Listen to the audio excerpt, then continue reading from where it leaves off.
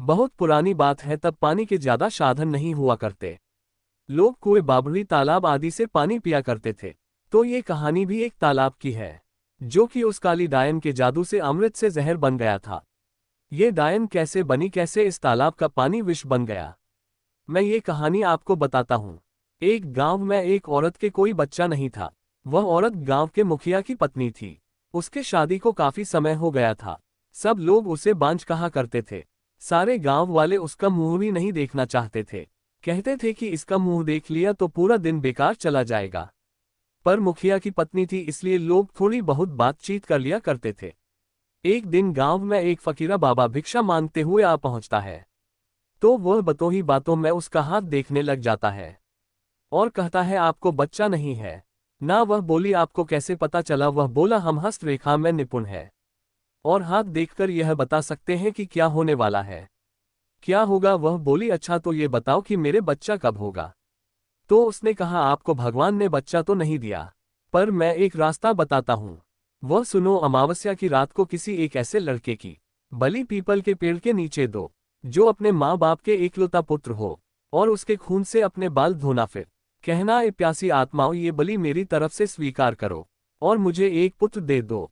एक लोटे में उस कुएं का पानी भरकर उसमें उसके शरीर की 2 बूंद मिलाकर खुद पी लेना और उस लड़के के सिर के बाल अपनी साड़ी की गांठ में बंधे रखना, तो तुम्हें अवश्य एक पुत्र पैदा होगा। इतना कहकर वह वहां से भिक्षा लेकर चला गया। उस दिन के ठीक 3 दिन बाद अमावस्या थी। उस औरत ने वही किया जो उस बाबा ने बताया था।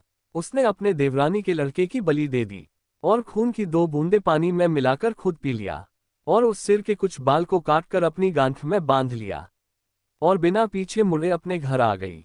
सुबह गांव वालों को पता चला कि मुखिए के भाई के बेटे को किसी ने मार के वहां फेंक रखा है। जब ये बात मुखिए और उसके भाई ने सुनी तो वह नंगे पैर दौड़ पड़े। धीरे धीरे सारा गांव इकट्ठा हो गया।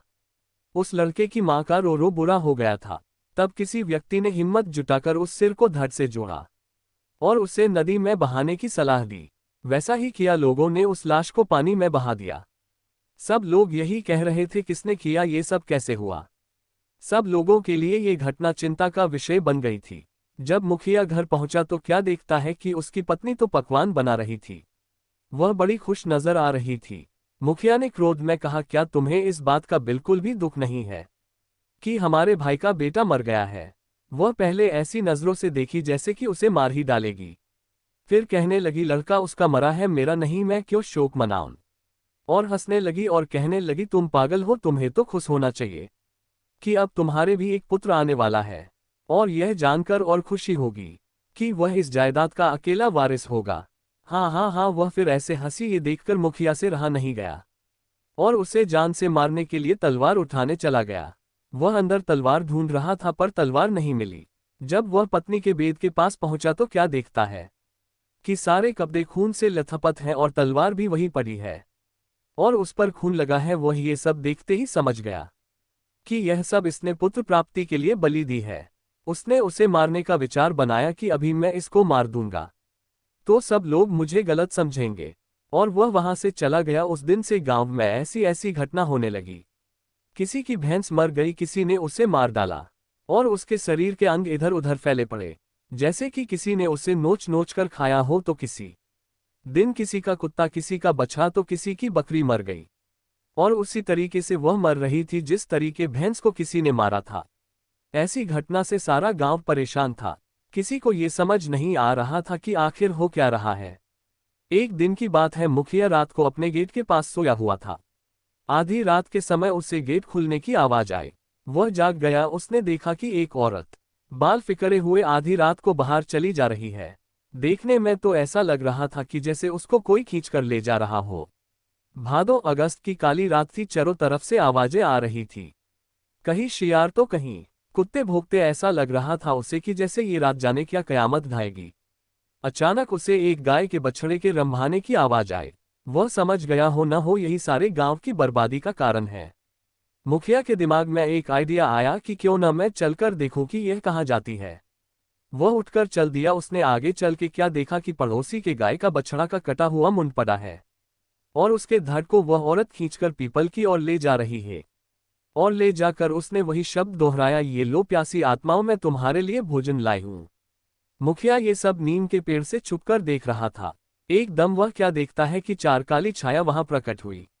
देखते ही देखते वह ऐसे भयानक शरीर में बदल गई कि उसे देखकर उसके शरीर के रोए खड़े हो गए।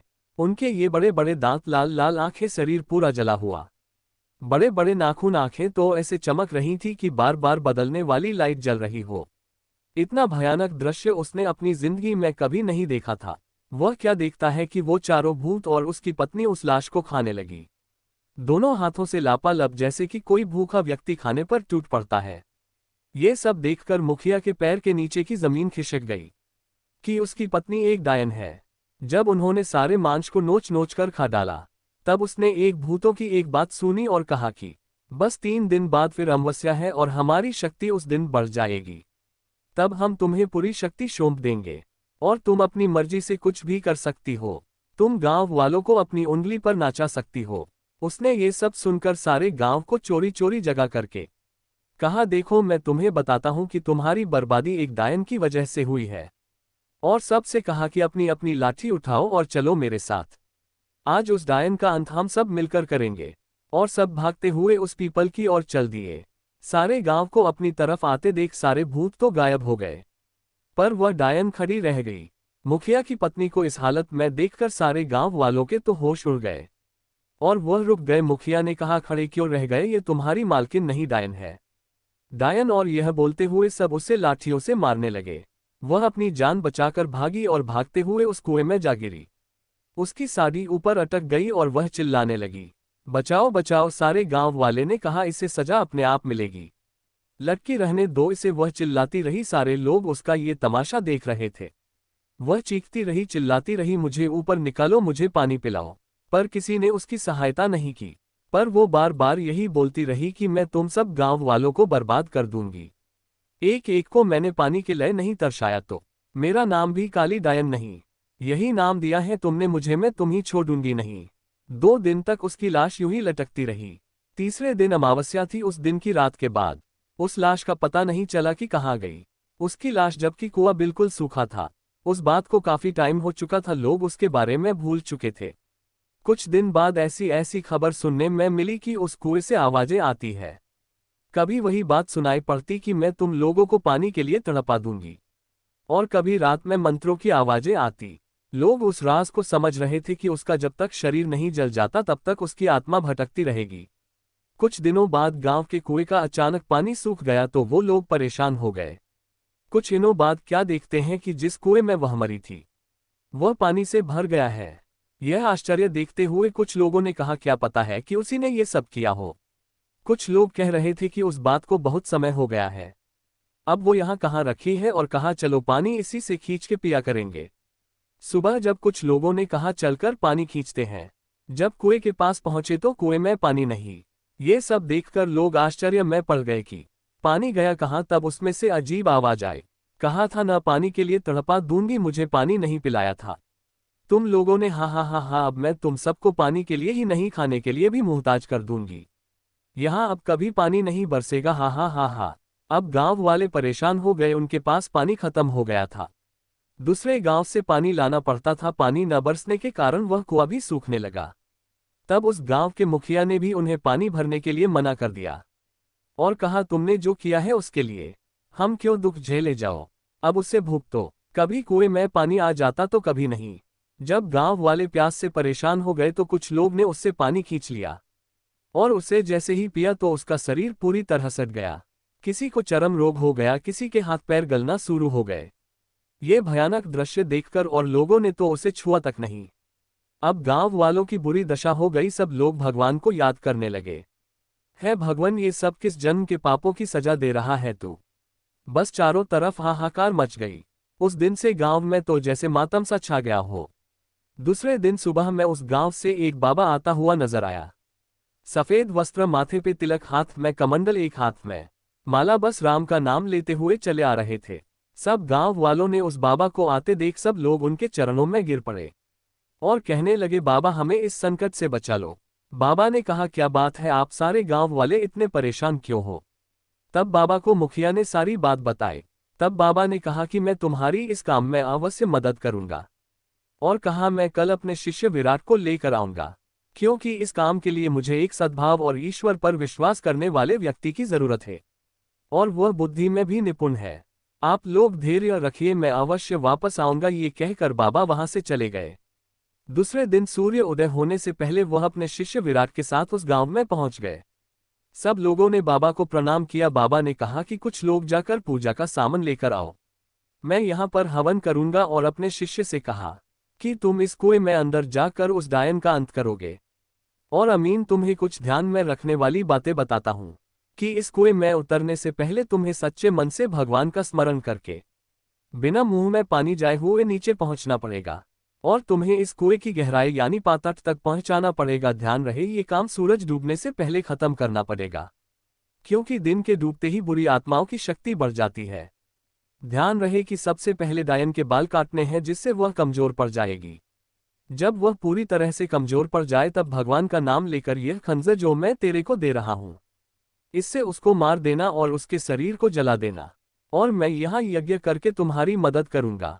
उनका शिष्य तो समझ गया, पर कुछ गांव वालों ने पूछा, बाबा इस कुएं में पानी में कैसे उसकी लाश को जलाओगे? तब बाबा ने बताया कि वह पाताल लोक में अपने घरों की तरह रह रही है, वहां भी आत्माओं और भूत प्रेतों के घर हुआ करते हैं। तब गांव वालों को समझ में आया। बाबा ने अपने शिष्य से कहा कि अब देर मत करो, तुम जल्दी जाओ। तब उनका शिष्य ने भगवान का नाम लेकर उस कुएं में कूद गया, और इधर बाबा मंत्रों से यज्ञ करने लगे। जब विराट वहां पहुंचा तो क्या देखता है, काफी बड़ा खंड है और कहीं से मंत्रों की आवाजें आ रही हैं। तो वह जाकर क्या देखता कि एक बाल फकीरे हुए एक औरत आहुति आग में दिए जा रही है। जैसे ही वह उसके पास पहुंचा तो उसे पता चल गया, और वह पीछे मुड़कर देख के बोली, कौन हो तुम और यहाँ क्यों आए हो? वह बोला, मैं विराट हूँ, और गांव वालों की तरफ से मैं तुम्हें यहाँ मारने के लिए आया हूँ।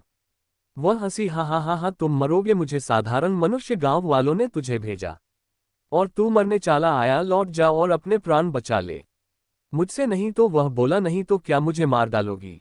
वह बोली, समझदार हो। वह बोला, तू अपने प्राण बचाना चाहती है तो इस गांव और इस कुएं को छोड़कर चली जाओ, नहीं तो मुझे मारना होगा। उसने इतना कहकर जैसे ही उसके ऊपर उसे मारने को झपटा, वह एकदम गायब हो गई और उसका बार खाली निकल गया। अब बस उसे उसकी आवाज सुनाई दे रही थी। अब वह क्या करे? उसके पीछे से उसे एक बार उसने उसे ऐसा मारा कि उसका सिर दीवार से टकराया और बेहोश हो गया। तभी उसे उसके गुरु की आवाज सुनाई दी, बेटे अपनी आत्मा की शक्ति से देख और भगवान क्या ध्यान लगा, तुझे सब कुछ नजर आएगा। उसने भगवान का ध्यान करके आंखें खोली तो उसे वह डायन दीवार से छुपी हुई नजर आई, और उसके बाल दिख रहे थे। तभी उसको गुरु की बात का ध्यान आया तो उसने झट से उसके बाल काट दिए, और वह झट से उसको मारने के लिए खंजर उठाया तो वह गिड़गिड़ाने लगी कि तुम आदमी हो, मैं औरत, और मैं निहत्थी हूं, तुम मुझे छोड़ दो, और रोने लगी। बाल काटने से उसकी सारी शक्ति कमजोर पड़ गई। पहले तो उसे उस पर दया आई, पर जब गांव वालों के दुख को याद किया तो उसने देर न करते हुए वह खंजर उसके सीने के बीच उतार दिया और उस अग्निकुंड में उसके शरीर को जला दिया। उसकी आत्मा चीखती चिल्लाती हुई, मैं वापस आऊंगी, मैं वापस आऊंगी, उस कुएं से ऊपर से निकल गई। जब गांव वालों ने वह आत्मा देखी तो वह लोग डर गए। तब बाबा ने कहा, अब कोई डरने की बात नहीं है, अब इसका शरीर खत्म हो चुका है, अब ये तुम्हारा कुछ भी नहीं बिगाड़ सकती। तभी विराट कुएं से बाहर आया। तब गांव वालों ने उस बधाई दी और कहा कि अगर तुम ना होते तो पता नहीं हमारा क्या होता। तब विराट ने कहा, ये सब तो भगवान की कृपा है। तब बाबा ने गांव वालों से कहा, अब तुम खुशी खुशी से इस कुएं का पानी पी सकते हो। सभी गांव वालों ने पानी पिया और बाबा का आदर सत्कार किया। तभी जोर जोर से बादल हुए और पानी बरसने लगा और गांव वाले खुशी से झूम उठे। तब उस गांव में फिर से खुशहाली छा गई।